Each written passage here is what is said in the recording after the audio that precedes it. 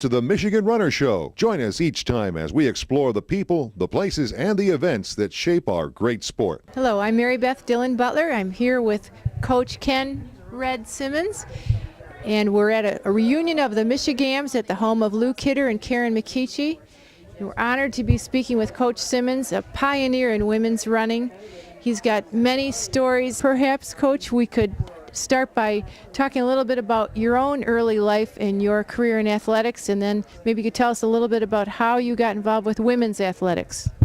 Well, my first experience was running. I went to a little country school. It's now at Beach Road and 7 Mile Road, but this was 1918. In my 7th grade, we got a young man that was from the Carlisle Indian School. But this man came to Beach Road School, and he was way ahead of his time. He had a Victrola, you remember, with a horn on it, and he played records, and he had us name the song and who wrote it, and he put sayings on the board, had contests and that.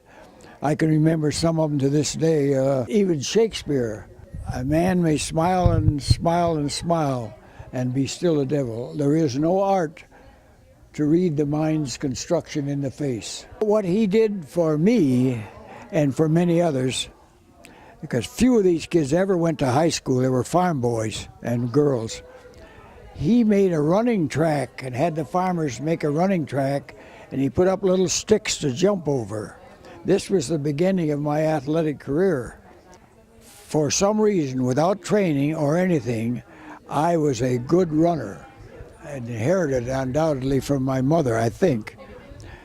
But he came to our house one night and on his bicycle, and he said Kenneth should go to high school. He's going to be a great athlete someday. He knew this, because I probably wouldn't have gone to high school either. I did go to Redford High School, and immediately as a freshman I could beat the varsity. What distance did you run, Coach?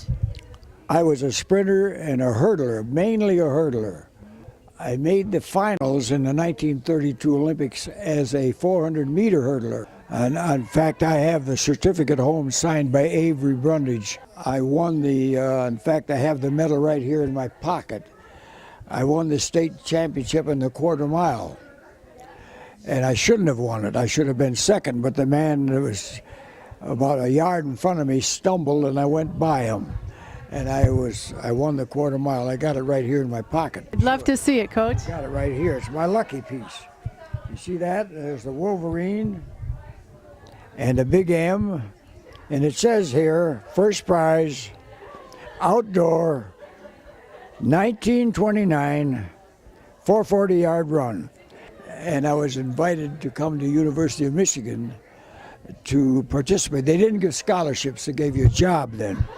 So that was 1929, and just as I was about to start, the big crash came, the big depression of 29, and Farrell, the coach, called me and said that we don't have a job for you anymore. The kids you were going to wait on, their father went broke in the stock market, and they wanted the job. But over in Ypsilanti, there was a school called Michigan Normal College, which is now Eastern Michigan University. Lloyd Olds was the coach then. He said, I can't help you any, but the tuition is only $18.50 a semester.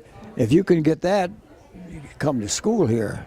So I started at Eastern. I borrowed the money. It was loaned to me by a principal in Detroit named Lang, who was a Michigan Normal graduate. He wanted me to go to Eastern, or Ypsi as we called it then. So I went to Ypsi, but I didn't have any money either. So I hitchhiked from Redford, carried my lunch, went to class, never bought a book, and hitchhiked home every night. And I did that for about 4 or 5 months. And Charles McKinney, over at Eastern, there's a meeting place, McKinney Hall, named after President McKinney. He wrote to my folks and said that Kenneth, I don't think, can make it here. His grades aren't very good. At the same time, they'd had the interclass track meet, and I beat all of varsity. So Lloyd Olds And Bingo Brown, was a dorm named after Bingo Brown over there now. They both went to McKinney and said, this young man needs another chance. So I got a job in the gym, cleaning mats, $2.50 a week. I had a cot in the basement of the Dean of Women, Fanny Cheever Burton, and I stayed in Fanny's basement. And I met my wife there within 2 weeks. I saw this girl coming down the stairways of the science building, and I looked at that, and what a beautiful girl. She came down the steps, and I met her right at the floor. We looked at each other, and we knew that was it. And we never went with another girl. We were married 44 years. Coach, tell us a bit about the Olympics. Well, that was 1932. At that time, they had the state championships, which I won. I have the certificate home yet saying I won the Olympics trials in the state of Michigan. And then we had to go to Lincoln, Nebraska for the Midwest, and I was third there. And up to that time, they had always paid first, second, and third way to the finals. Well, this was the Big Depression. They only paid the first place way. So I hitchhiked from Redford to California for the finals of the Olympic trials, and I didn't make the final three. I was fifth in the finals, so I didn't make the Olympic team. A lot of people say I was on the Olympic team, but I wasn't. And I question even if I had everything in my favor, whether I'd have made it or not. Did we hear, Coach, that you finished second, maybe more often than anyone else, to Jesse Owens? Jesse Owens and I traveled around the country together. I have from the old Detroit Times, a newspaper, I have a picture of Jesse Owens and I taken in 1937. And when we dedicated the monument on our field at the University of Michigan, he brought this picture, laminated on a board, and he has an autograph. I read my best to an old friend and foe. We used to run together and against each other, making money. That was what we were trying to do. You know, it was kind of barnstorming around the country.